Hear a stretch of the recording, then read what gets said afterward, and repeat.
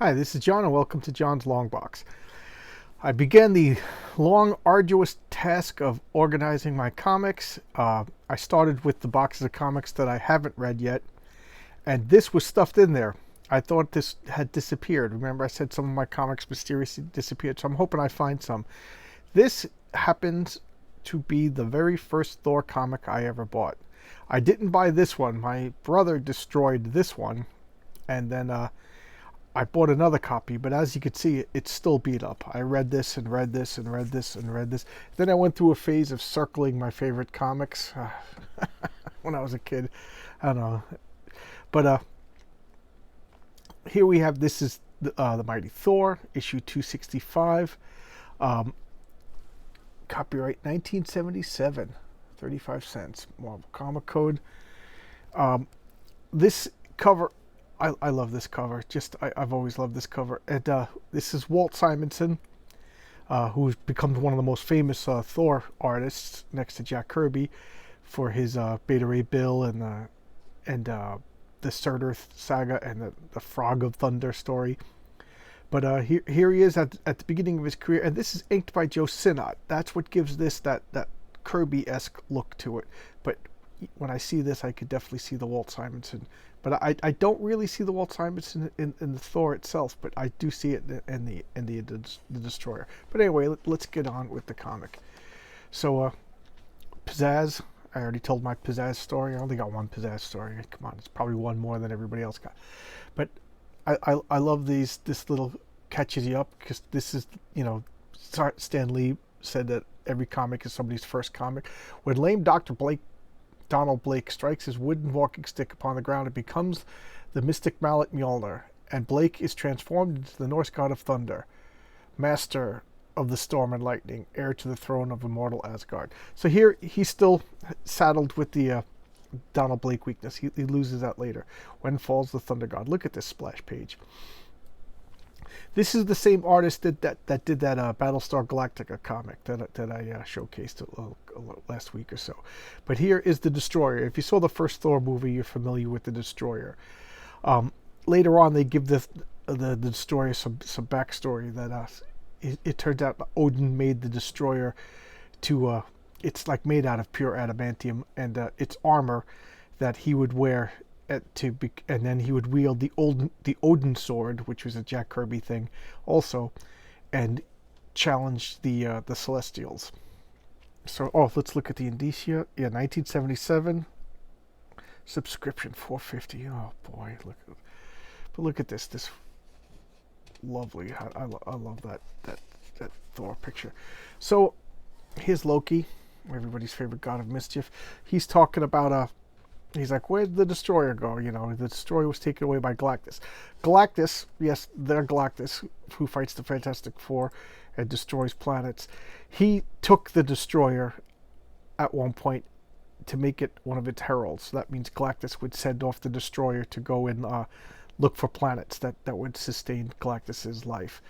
So Loki, being the god of mischief, went aboard the ship and stole the Destroyer and brought it back to Asgard, because Loki's a jerk that way.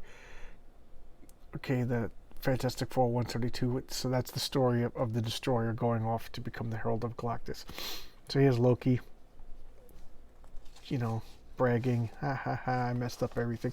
Oh, and here's a mysterious thing in the background. In the comics, the Destroyer has to be animated by somebody's soul. I don't know if that was the movie, I kind of forget, but so here's a little shadowy foreshadowing. So we got some ads over here. High school ring. Yeah, super prizes. Nothing interesting. So for Asgard, for Odin, they're gonna fight and smash. So headbutt, hammer butt. The Destroyer robot, it's actually armor. It's inside, it's empty. And again, you need a soul to power it, to animate it. But that doesn't necessarily mean that you're in control of it. So it's just a rampaging monster of destruction. And here they are. Shraka, boom, Footum, little punch there. Just blasted. backer room, and that's where my comic books are. My comic books are in the backer room. So they're tumbling for each other. Come fly with us. Charles Atlas body.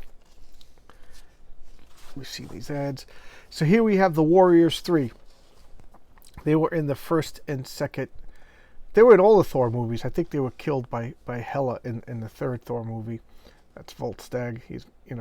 He's inspired by the Shakespearean character Falstaff. This is Fandral the Dashing. He's inspired by Hotspur. What was that? Henry the Fifth, Henry the Fourth, and Hogan the Grim. I don't know who he's inspired by. So they're kind of like Shakespearean characters, but I really should learn more about who Hogan is. So they're I don't remember exactly what they're doing. Oh, the Enchantress stole Odin as he slept in the Odin sleep. You saw that in the movies too. When Odin exerted himself mightily, he would have to sleep and recharge his batteries, recharge the Odin force, the cosmic superpower that only Odin wields. But it knocks him out while his body recharges. So that's what they're doing. They're coming back from their mission. So they're running around. They always make him a coward, but Walt Simonson's run, they kind of redeemed him. See, as Loki watching his brother getting his face pounded, the shadowy figure in the background. Attention art lovers, get some Frank Frazetta stuff. Frank Frazetta's wonderful. Get a BB gun, Daisy. So here's Carnella, Queen of the Norns. She's not really in Norse mythology. They made her up for the comic books. So the Norns are like the three weird sisters, or the three fates, and the past, present, and future, the three witches, the cauldron, Hecate. It's all tied together to the same mythological being. And then Carnella, she's the queen of them. There's no mythological counterpart to her. I always loved this. She's riding this lizard, and she turns them into frogs. And here's Skaroom, a lot of fighting. Notice the colors. They just give you color to please your eye, but it's not really super detailed. And to tell you the truth, it's not really needed, because it's supposed to be Thor's just whipping by really fast, and you're not really paying attention to all the stuff. So it kind of works. So Thor's getting beat. Look at him. He's like, I must rise. He's convincing himself. Here's the destroyer. Throws the hammer. Fandral the Dashing is jumping out the destroyer, which, because he's loyal to Thor, even though he knows he's outclassed. If Thor can't beat this thing, then what good do they have? Also, there's no mythological counterpart to the Warriors 3. They just, Kirby just threw them in because it's fun. So here he is. He lost his helmet. He's all beat up. Thou shalt not be. Throws a Scrat. Krakoom. I wonder if the writer actually writes down the sound effects and tells them what to put. It's kind of funny. Krakoom. So here they delayed the destroyer, but nothing could really defeat him. So they're regrouping. The destroyer's underneath some rubble, and now they're running off. We've seen this ad before too. And let's look at the names.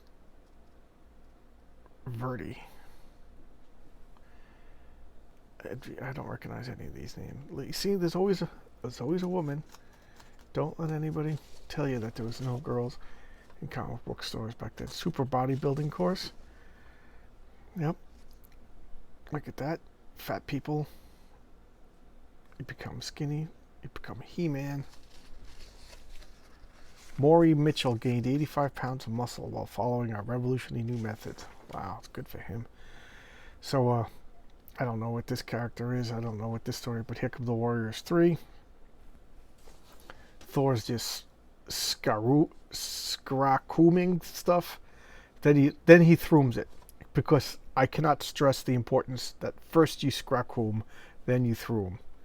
If you throom first and then you scracoom, oh man, you're gonna mess up. So I thought, looking back in my memories, this was always a Jack Kirby comic, but now I see why, because of the Joe Sinnott. Joe Sinnott and Jack Kirby were an art team for years. Jack Kirby and Joe Sinnott created Captain America in the 40s. That's how long ago they were working. You could Brock after you that, but that's optional. Brocking is optional. And remember, his hammer always comes back to him. Here he's jumping on the destroyer. The destroyer fires some power blasts at him, and then he splooshes. Okay. I guess if you Brock first, then you might sploosh. So the destroyer's going to jump in on him, drowning the hell out of him. And that's Sif. In the mythology, that's Thor's wife. In the comics, that's his like on again, off again girlfriend. You know, it's like a triangle with Sif, Jane Foster, and Thor, and she's coming up and smashing. They said that in the comics they call her the goddess of skill and excellence, but that may be true. But she's also the goddess of the dawn, from her black hair turning to gold and gold turning back into black. And this is Carnella. She's like the most powerful witch. She could rival Odin in power, and Odin's always like wheeling and dealing with her, and she's so powerful she don't even need a sound effect. But look at energy beam. Nay, by the fates it cannot be. By my tooth, Loki shall pay for this. And the destroyer is unaffected. Quickly renew thy mystical attack. Forgive me, I cannot. And Loki's laughing, and the destroyer starts smashing. Carnella can't do anything because this is Balder the Brave. Balder the Brave was that shadowy figure. He is animating the destroyer, and Carnella is in love with Balder the Brave. So she can't destroy it, even though she could. She can't destroy the destroyer because that would destroy Balder. And in mythology, Balder the Shining is Thor's brother. He's another son of Odin. And they never really mention that. But in the later issues of Walt Simonson's run, they do mention that they're brothers. But they don't. Oh, look at this black tape on the comics. Jeez, what am I, crazy? What is wrong with me? So this must be the one that my brother destroyed. So that means I have another copy of this somewhere. Oh, God. Oh. No wonder I couldn't find it. No wonder it was misplaced. So this is the original copy that I had. Look at The Secret of Teaching Yourself Music. Spy Scope. Oh, what the hell? Black tape? Black electrical tape on a comic book. Yeah, okay. Well, this comic is not that I care that it's worthless, but this comic is worthless. Okay, so there you go. That's Thor 265, The Deadly Destroyer versus Thor. My very first Thor comic. 1977. So yeah, seems like 77, 78 was my beginning of my comic book love of comic books. So thanks a lot, guys. Thank you for your time, and see you around. Bye bye.